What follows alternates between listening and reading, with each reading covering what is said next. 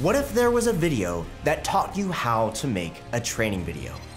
A video that could literally take you through each step of the process, from drafting an award-winning script to hiring brilliant actors, three-point lighting, the perfect framing, and even choosing the comfiest director's chair. This is not that video. That sounds expensive. We definitely don't have the budget for that. Instead, this video will show you how to take a training objective and turn that into a useful training video. But it's not just fluff. We'll show you our FOCA video creation framework, a highly effective 4-step process to get you making videos that not only look good, but make an impact on what your audience learns. And we'll teach you the theory as we go.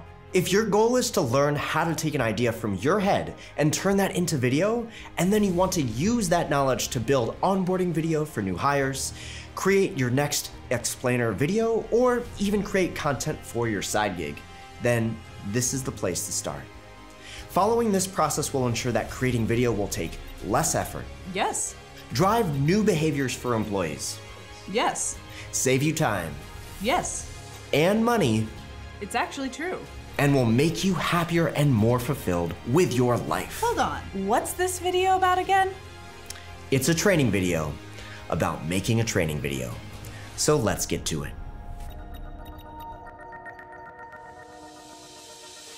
Video is everywhere.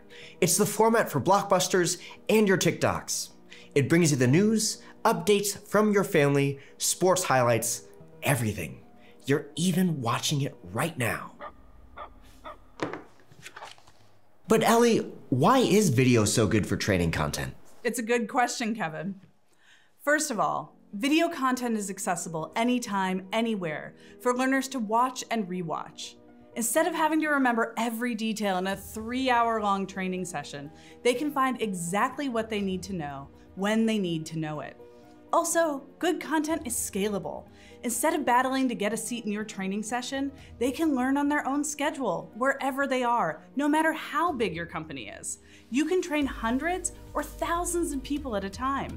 And finally, there's ample evidence to suggest that human brains are hardwired to better understand moving images than still text or pictures. So using video in training results in memorable learning and better knowledge retention. But not every video is a good video. That's why we're here to walk you through our 4-step FOCA video creation framework. FOCA stands for Foundation, Organization, Content, and Action. Each of these elements is critical to creating a video that not only looks good, but sticks in your viewer's mind. And we'll take you through each element step by step. So let's start at square one. Your first step to creating your video is to build a solid foundation for your idea. You'll do this by answering 2 questions, so important we gave them their own time on screen. Who is this video for? And what do you want them to be able to do after watching this video? That first question is about knowing your audience. You want to know everything about them, their demographics, job titles, their interests, their struggles. The more you know about them, the better you can craft a video that's just for them. But where can you get this information? By talking to them. If you design courses for your colleagues, grab a quick coffee chat with a new hire to find out what makes them tick and also what might tick them off about the topic you're trying to teach. But don't stop at coffee chats. Get some hard data if you can. Use your HR department to find demographics like age, gender, job title. It reveals a lot. You can also use metrics from your media channels to learn more. For example, I know my YouTube videos appeal to a mostly Gen Z workforce. No, they don't. My teenage cousin told me. I'm looking at the stats right now. What do they say? 35 to 44-year-olds. Really? What about other demographics? Learning and development professionals? Nothing else? No. To uncover the second part of Foundation, you want to be able to answer the question, what do you want them to be able to do? In your case, it's what do you want 35 to 44-year-old L&D professionals to do? True. You want to start building your video with an outcome in mind. What's the goal? What do you want your viewer to do after watching this video? It may seem like a big question, but if you're in the training world, it's not that much different than a learning objective. And as you know, when it comes to objectives, the more specific and observable the action, the better. For example, I have to make a video about phishing attacks on company emails. Instead of dumping a bunch of info about what a phishing attack is on my viewers, I want to think about what is something they could do to help combat it. After watching this video, employees will recognize the signs of a phishing email. Then, if they click on something suspicious, they'll immediately send an email to someone in their IT department. Keep it simple, but specific. What was that? Nothing. Just had to send an email real quick. A great training video is focused on nailing down one thing and doing it well. To do this, you need to keep the topic simple and back it up with examples. Organization is about picking what information matters most and reinforcing it. After this step, you'll be able to write your script. But you have to make sure your idea is explainable and well thought out. So how do we keep our idea simple? Well, first, you'll choose one and only one topic for your video. Next, you want to have up to 3 examples to help explain your topic, task, or skill. And then third, you want to have a hook that is going to grab your viewers' attention and build on what they already know, so they understand your topic. Let's quickly take a look at why each of these is so important to nail down. For each training video, you choose one topic because your goal for using video is to focus attention on just that one idea and explain it well. Don't worry if it seems like your video is too short. Your goal is for your video to be useful, and you can always make more videos. In our training video about phishing emails, there's a lot that I could say about phishing. The history of phishing emails, interviews with people who have been phished, and how to draft a phishing email. However, if I have to choose one focus for a video, I want to get specific and tell my audience how to recognize a phishing email and what to do next. Examples help support and clarify your key topic. Before you start creating your video, you should know what these examples are and how you'll tee them up after you introduce your topic. In my phishing video, I could use data to prove my point that this topic is important. For example, last year, the average cost of a data breach in the US was $4.35 million. That doesn't happen every time you get phished, right? Why are you asking, Ellie?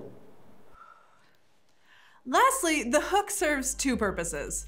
First, it excites your viewer and tells them what your training video will be about. And it also activates any prior knowledge your viewer might have on the topic. You can do this by asking a curious question. For example, how much could you cost your company when you open up a phishing email? Once you've nailed down these 3 parts, the topic, the examples, and your hook, you're ready to write your script. We just talked about getting simple and specific with your script. Now, you want to keep that idea of simplicity when we talk about the design of your video. There's a lot we could say about visual hierarchy, animations, comedic timing, but this is not that video. Instead of overwhelming you with our artistic genius, we're going to encourage you to focus on just one idea. Keep it simple. When things are simple, you don't have to worry about all the extra fluff and complexity getting in the way of what really matters. It just makes life so much easier and more straightforward. Don't you think? Agree to disagree. Here are 3 ways you can apply simplicity to your video design.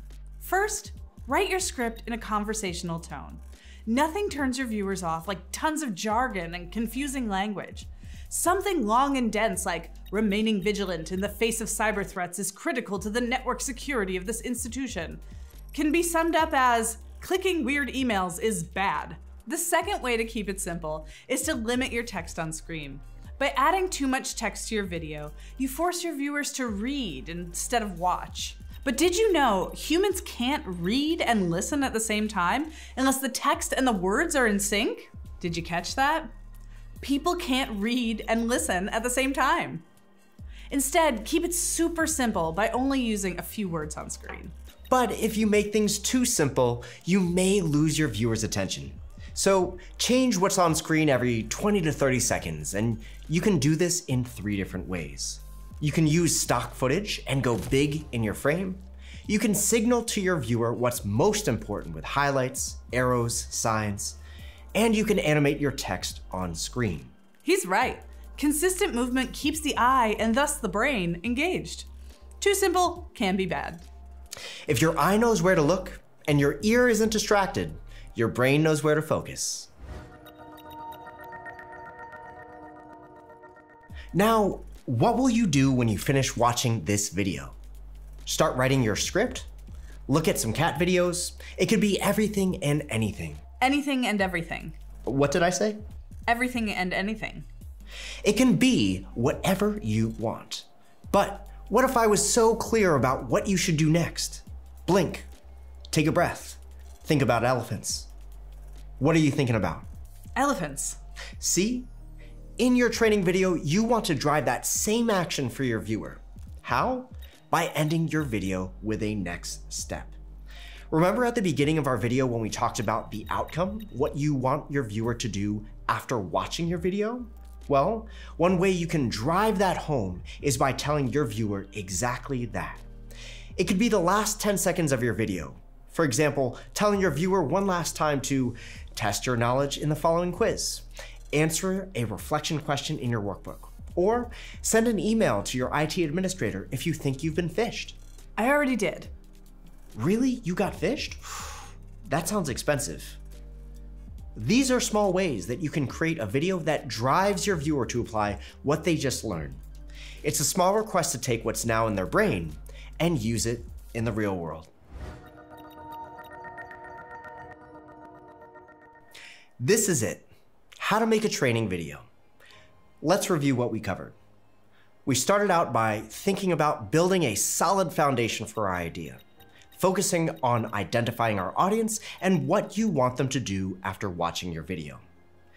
Then we structured our idea with organization. We narrowed down the scope of our video to one key topic and gave examples to support that understanding. Third, we talked about content and how we're keeping our design simple, focused, and yet engaging by changing what's on screen every 20 to 30 seconds. Finally, we talked about action, where we go back to the beginning, find our outcome, and add a next step to our script that tells our viewers exactly what we want them to do. So, what's your next step? Well, there's 2 places to talk about. There's taking the bit of knowledge you have about the FOCA video creation framework and taking our FOCA certification course, where we dive deeper into the individual skills that make up great video. Once you finish that course, you can apply for an expert certificate and continue your journey in video creation. Or maybe you want to learn a little bit more about Synthesia Studio, an AI video tool for making best-in-class training videos without actors, cameras, and voiceovers. In that case, you can book a product tour, check out the tutorials, courses, and even sign up for webinars we have at synthesia.io. But this is just the start of your video creation journey. As you go deeper into video and explore the work from creators at big companies to the work of smaller creators across the web, you'll start to notice what works in video and what doesn't. But this is just the beginning. Kevin, say thank you for watching. Thanks for watching.